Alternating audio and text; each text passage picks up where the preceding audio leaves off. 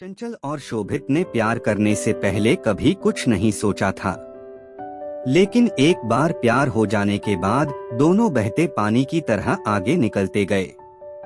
शोभित ने जल्दी ही शादी करने के इरादे से एमबीए के ऐसे इंस्टीट्यूट में एडमिशन ले लिया जो नौकरी दिलाने का वादा करता हो। शोभित हड़बड़ी में इसलिए भी था क्योंकि चंचल के घर वाले लड़का तलाश रहे थे। किस्मत और मेहनत रंग ला रही थी। बड़े एमबीए कॉलेज में दाखिला मिलते ही दोनों के मुरझाते मन में पानी की छींटें पड़ गई थीं। दोनों को लगने लगा था कि सब कुछ एकदम ठीक हो जाएगा, लेकिन हिंदी फिल्मों की तर्ज पर नाटकीय मोड़ आना ही था सो आया। कोर्स में दाखिला लेने के 1 महीने के भीतर ही चंचल की शादी तय हो गई। चंचल बहुत घबराई हुई थी, बल्कि वो दोनों ही बहुत घबराए हुए थे। जी में आ रहा था कि फौरन भागकर शादी कर लें, लेकिन नौकरी नहीं थी और इसी वजह से दोनों के बढ़ते कदम ठिठर जाते थे। शोभित बार बार चंचल और खुद को समझाता रहा कि जो भी होगा अच्छा होगा। दोनों की बात भी हुई कि शादी की बात अपने अपने घरों में करें, लेकिन हर बार की कोशिश जाती उम्र, हैसियत, बेरोजगारी जैसी वजहों की भेंट चढ़ जाती। वक्त बहुत तेजी से हाथ से निकल रहा था। शोभित ने एमबीए की पढ़ाई और कोर्स छोड़कर कॉल सेंटर में नौकरी करने की सोची, किंतु प्यार के रास्ते पर पहले चल चुके कुछ अनुभवी लोगों ने इससे होने वाले नुकसान को इतना बड़ा करके बताया कि दोनों इस रास्ते में भी आगे नहीं बढ़ सके।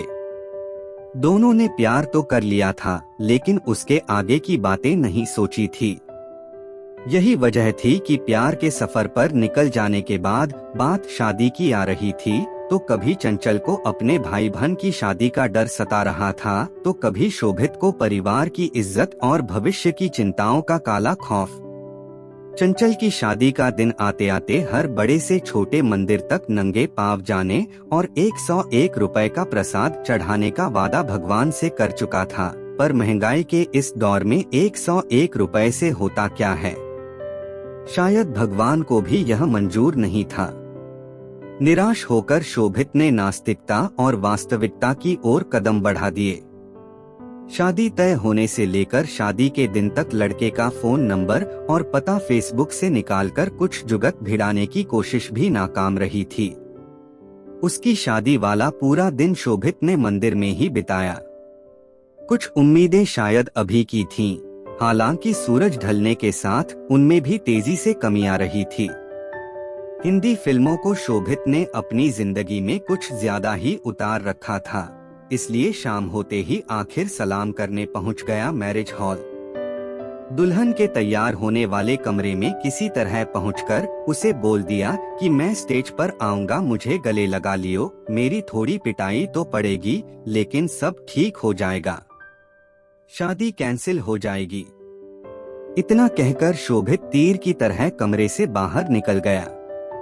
शोभित का जोश दोबारा जाग चुका, अब यह शोभित का ब्रह्मास्त्र था। जयमाल होते ही वो स्टेज पर पहुंच जाता है। उसके मन में ब्रह्मास्त्र के चलने के बाद पिटने का डर तो था, पर साथ में सफलता की उम्मीद भी।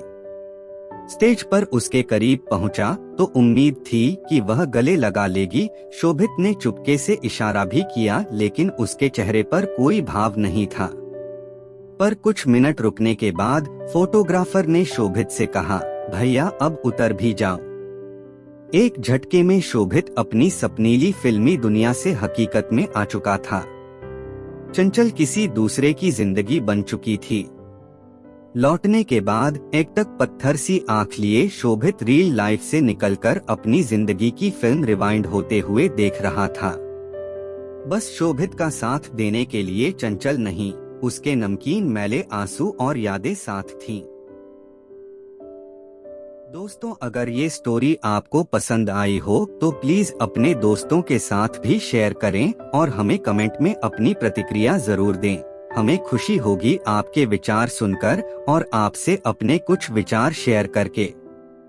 इसी तरह की romantic and sad love story के लिए हमारे चैनल को सब्सक्राइब कर लीजिए, क्योंकि हम आपके लिए डेली ऐसी लव स्टोरी लेकर आते रहेंगे।